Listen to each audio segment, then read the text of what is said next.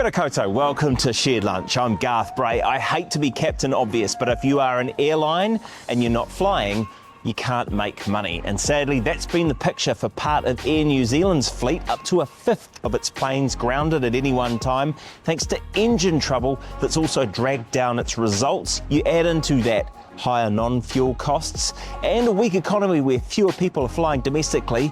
How on earth are they going to chart a profitable future? Well, funny you should ask. Richard Thompson, the CFO, might have something to say about that. Before we hear from him, some important information you should always consider before investing. Investing involves risk. You might lose the money you start with. We recommend talking to a licensed financial advisor. We also recommend reading product disclosure documents before deciding to invest. Everything you're about to see and hear is current at the time of recording. So Richard Thompson, I want to start actually with your own personal approach to aviation. Welcome to Sharesies Shared Lunch. Thanks, Gar. Good to see you. Yeah, thank you. You are a pilot in your own right. Yes, amateur. So I've got a private pilot's licence, which is current, which I did 35 years ago.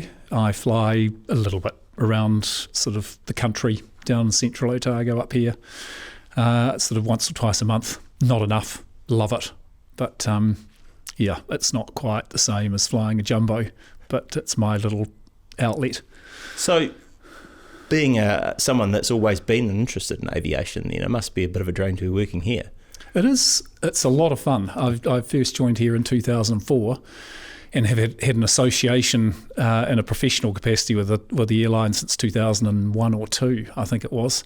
It's an interesting industry to be part of and a fabulous team to be part of, and we're very proud of them. No matter what sort of setbacks we're dealing with at any point in time, the team has remarkable resilience and just get up every day with a smile on their face and get the job done. Well, I guess the idea is that if you're a pilot, you have to, I think someone said to me once, panic slowly. Yes, well, I think Greg said that. And I think panic calmly. Panic calmly. Yeah, sometimes you can't be too slow about it, but certainly you just want to sort of take stock of the situation, don't rush to conclusions, and just sort of calmly work your way through the sort of curveballs that we get dealt from time to time. So let's maybe just refresh people on the top line results that you had out of the last result there. How are things looking at the moment? Yeah, it's a reasonably tough environment we're in at the moment, Garth, as evidenced by the last 2 years' results. We made 189 million before tax in the year just finished, 30 June, 126 after tax. And there are 2 or 3 things going on that are influencing that result. It sounds like a lot of money, and in absolute terms, I guess it is a lot of money, but we've got $4 or $5 billion of aircraft and associated infrastructure. So as a return on total assets, a return on investment, it's not where we want it to be. 3 or 4 things going on there. Relatively, at this stage, weak domestic economy. We are optimistic that sort of improvements on the horizon as monetary policy eases, dairy's going well, that will filter through into the economy. Tourism is coming back bit by bit, which is good to see, but relatively weak economy just at the moment. And then in combination with that, we've got the much publicised engine challenges. So one of the great virtues of Air New Zealand has always been we've continued to invest in new aircraft and equipment, which has kept the experience very fresh, and the economics of new aircraft are pretty good. We've just been a bit unfortunate in the most recent environment to have an exposure to what's called the Trent 1000 engine, which we operate on the 787. And the geared turbofan Pratt's engine, it's called the Pratt PW1100, on the narrow-body jet. And they are relatively new pieces of technology. They're safe, they're very economic. The issue that we've got is that the maintenance cycle on these engines is about a quarter of what it would normally be. So most of these wide-body aero engines on the 787 would normally fly for 3,500, what we call cycles. That's starting engine, turning it off, effectively a flight. They are lasting at the moment about, it's anywhere between 700 and 900 cycles, so quite a bit less. And the problem that it causes is we have to take the engine off the aeroplane, that has to go into an overhaul facility, because neither ourselves nor Rolls-Royce, the engine manufacturer, are expecting any of this to happen. They don't have a big enough global network of facilities to cope with the volume of these early engine removals. And so, not just from Air New Zealand not either, just I'd from Air New imagine. Zealand, it's a global issue. We're probably unique in this part of the world, in the southern hemisphere, having that engine, but there's a lot of northern hemisphere carriers that have got it. So the engine ends up in a queue to get fixed, and that queue at times has been over a year long. So it's meant that we've had, at times, or right now, 4 or 5 of our 14 787s on the ground, and 4 or 5 of our brand new A321s on the ground. And in a business that makes margins as fine as our own, relatively thin margins, having 20% of your domestic jet fleet sitting on the ground costing you money but not earning an income, has a negative effect on financial performance, obviously. Does an aircraft make any money at all when it's sitting on the ground? None. No, it spends money. And that's one of the other factors in all of this, is to actually keep the aircraft on ground, we call it AOG, to keep that position at 20% of the fleet. Has required us to spend a whole lot of money in the background to maintain it there. If we'd not leased 777 aeroplanes, or we've leased in 20 plus spare engines for the narrow-body jet fleet, actually the grounded fleet would be much bigger than it is. But that's a huge impost on the business. We're getting some compensation for it, but in the round we're getting sort of roughly 30 cents in every dollar it's costing us. So that's it's been a big drag on the business. I want to talk about that, because presumably if it's a manufacturer fault, if it's not performing, I mean, obviously there's nothing like the Consumer Guarantees Act that's working here. There would be some pretty serious litigation going on. Is this a negotiated settlement effectively between you and the manufacturers to achieve that, or is it an advance on what might come later? Yeah, no, it's a negotiated ongoing settlement. So it's not full and final. As long as the problem persists, we hope to be able to negotiate more compensation, but it's not a given. And one of the reasons why it's more challenging than you think it might be is Air New Zealand signed the contract on the Rolls-Royce engines back in 2004. So that contract was signed 21 years ago. So we're out of any sort of traditional engine warranty period. Obviously, there are commitments in the contract to keep us in a spares position, but really the terms of those arrangements didn't contemplate the environment that us and all these other airlines with the same engine type are grappling with. So the negotiated settlements, we're doing the best we can, but it's not as straightforward as it probably should be, or might look to a layperson. Yeah. Does that change at all the kind of approach you have to how you'll handle, I don't know, engine fleet purchases, these kinds of things in the future? Are you going to mix things up a bit? Are you going to put better agreements in place? How does it change how you try and do business? It's a great question, Garth. I'm not sure you can put better agreements in place. If the engine manufacturers had to make good to the last dollar all the losses incurred by these airlines around the world, they'd probably go bankrupt themselves. So there's sort of a limit to how much they can cover. But I think if there's a lesson in all of this, we were a very early mover on the 787. We were actually the launch customer for that aeroplane and engine with ANA. At that point, the engine hadn't been built. And on the GTF, the Pratt's engine, it's a great engine, but we're a relatively early mover. If there was one thing you'd put sort of in the institutional archive, is maybe go a little bit later. Wait until these things have got 5 or 6 years on wing and then pile into it. I think it's the lesson there.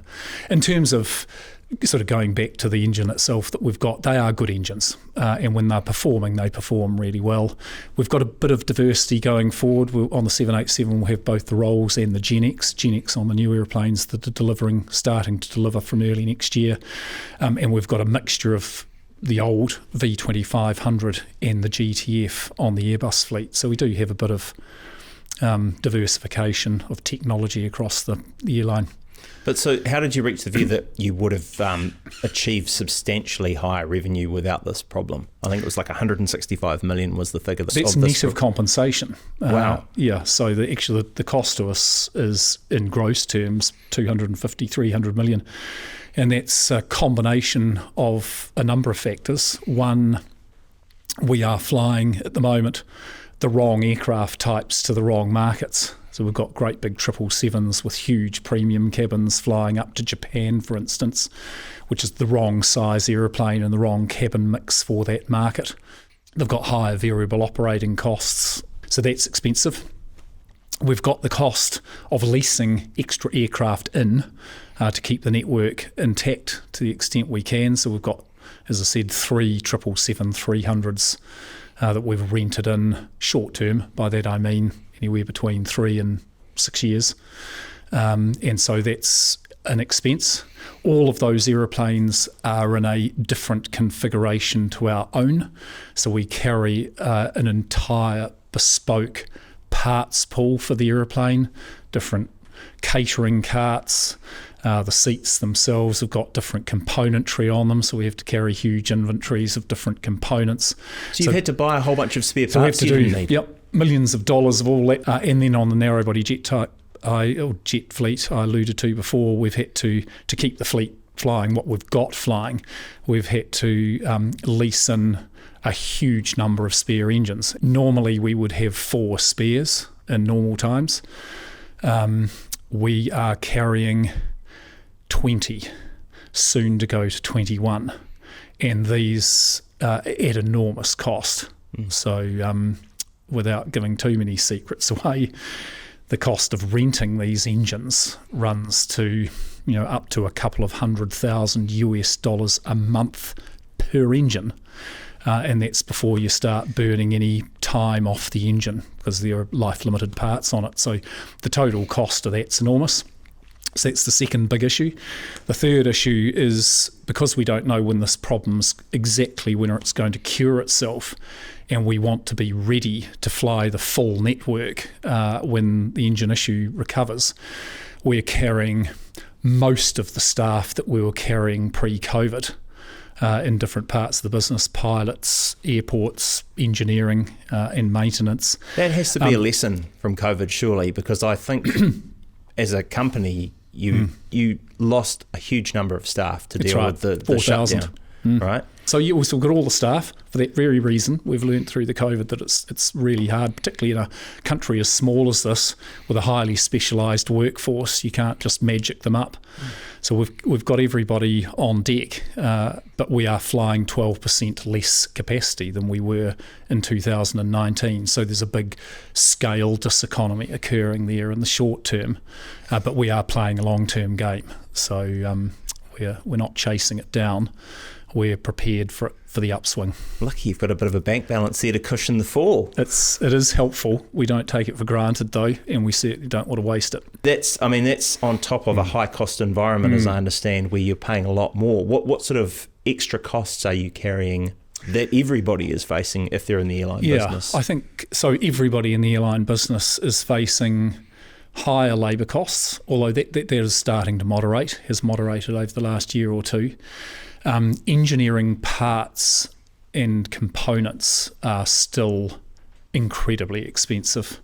Through COVID, the global aeronautical supply chain was interrupted badly. You always think about Boeing, Airbus, General Electric, Rolls, but actually each of those big manufacturers have got huge supply chains of much smaller organisations, a lot of whom, or not a lot of whom, but a number of whom went bankrupt in COVID. They've got one customer, might be Boeing. Boeing's not buying anything off you. You're on life support.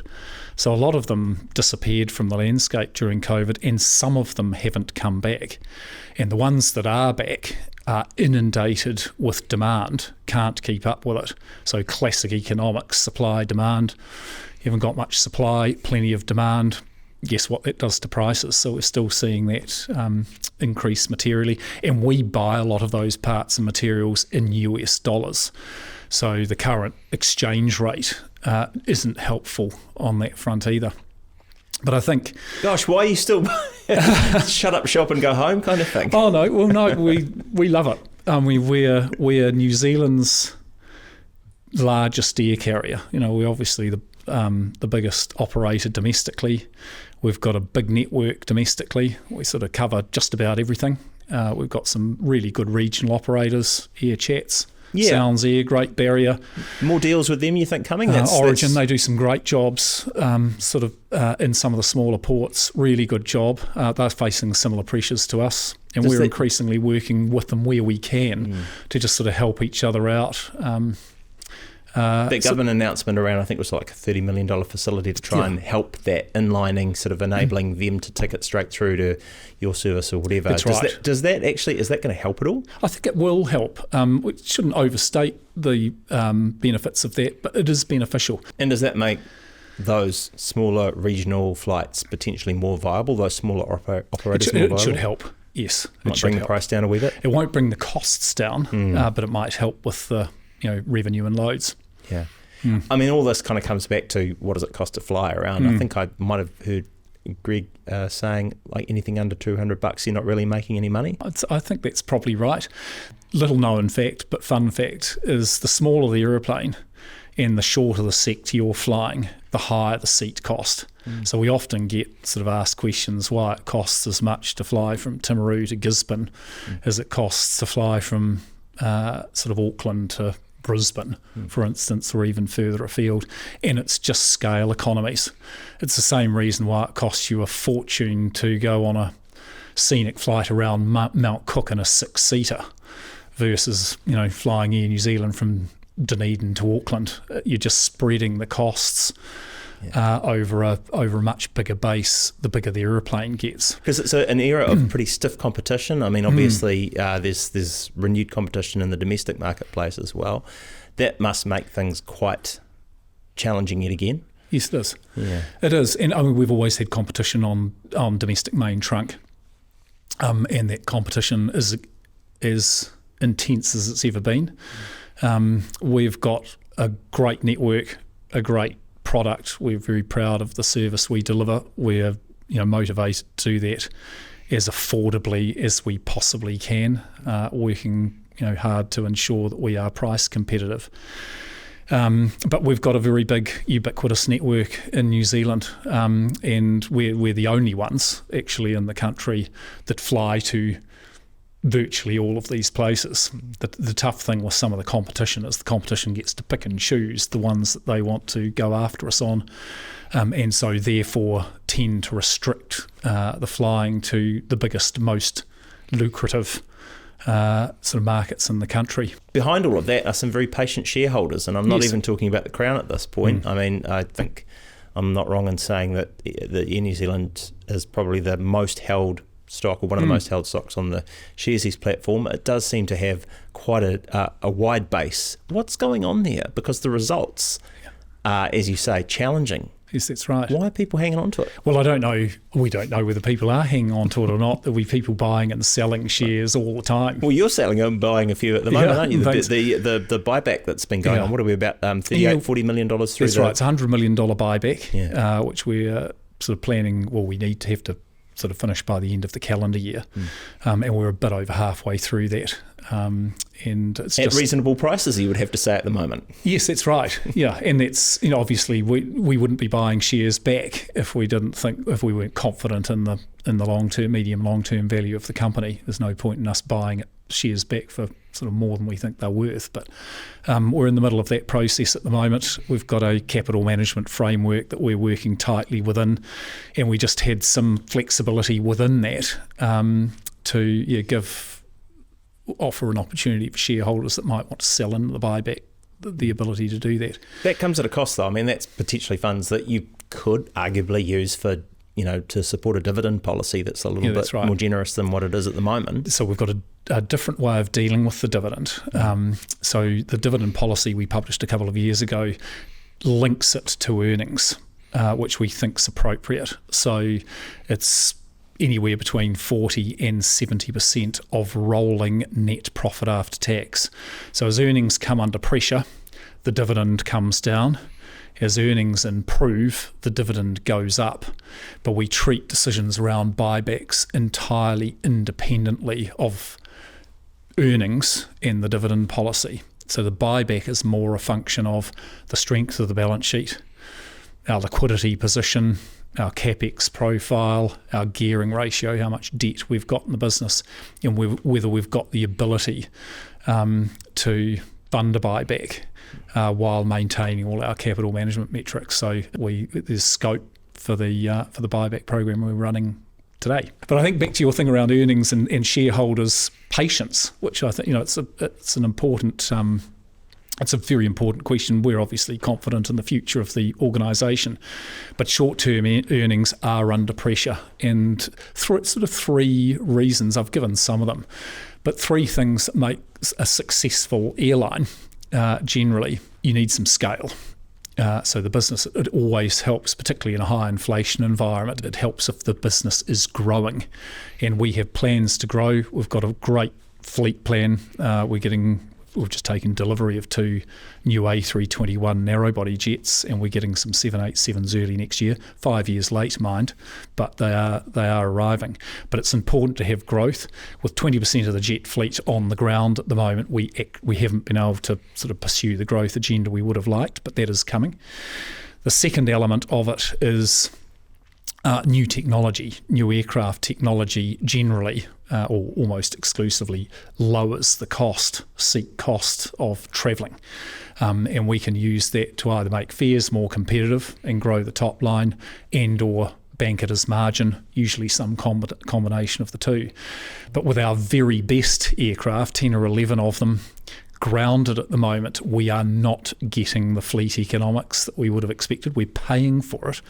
So we've got $500 million worth of brand new A321s sitting around at the moment, burning a literal and figurative hole in the ground. But we're not in the balance sheet. We're not getting the balances. Yeah. So we're reliant at the moment on just good cost control, and that is hard in a high inflationary environment, but we're making good progress on that.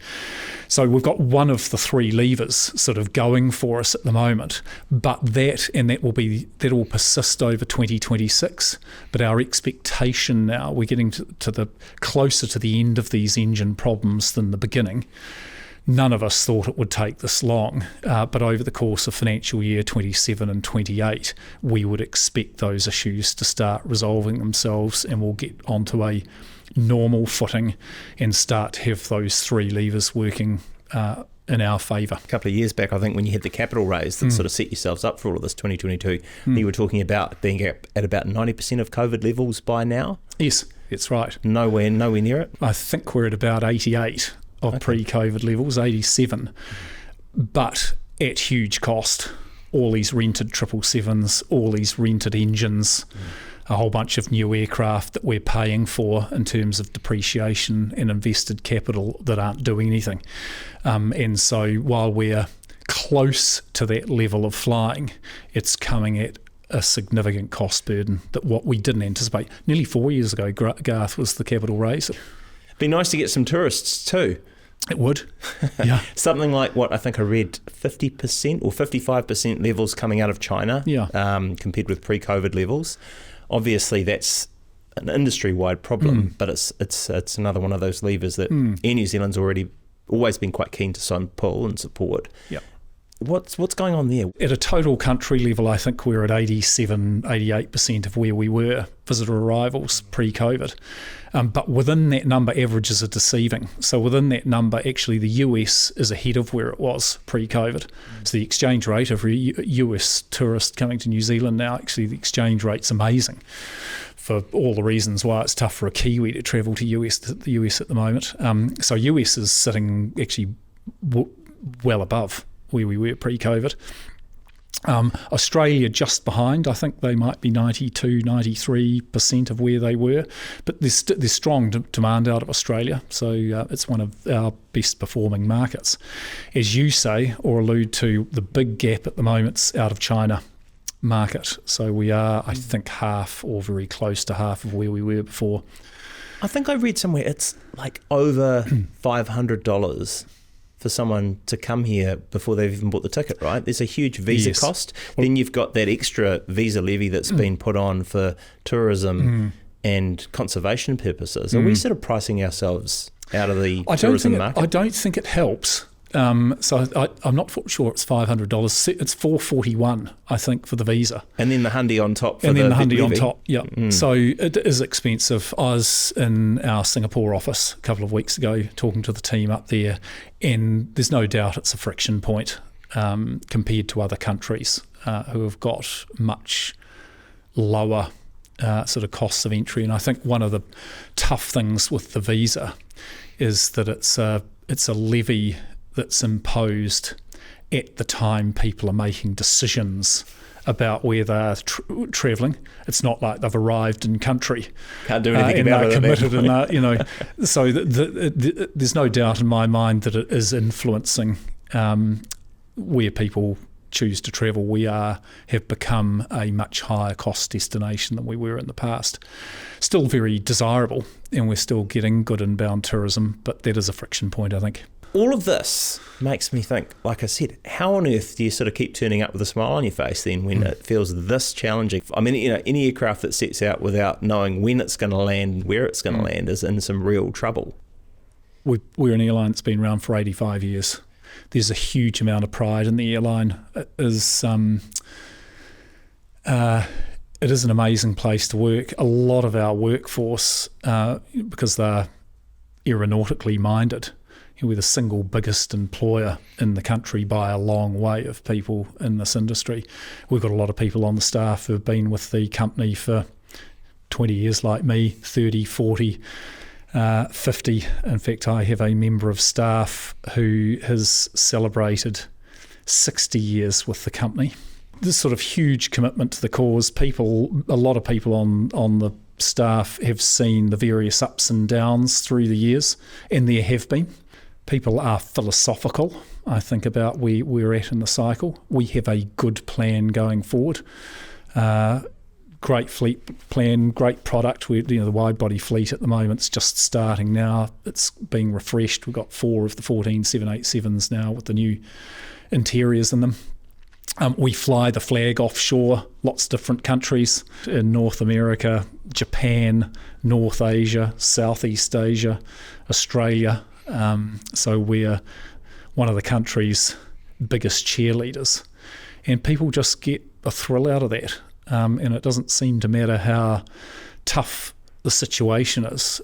We just get that fulfillment and pride out of representing the country as well as we can. And that's what keeps people going. Okay, Richard Thompson, if we'll return our seats to the upright position, I believe that our flight here has ended. Thank you for flying Sharesies Shared Lunch this week. If you like that, let us know. If there's something else you want to know, let us know.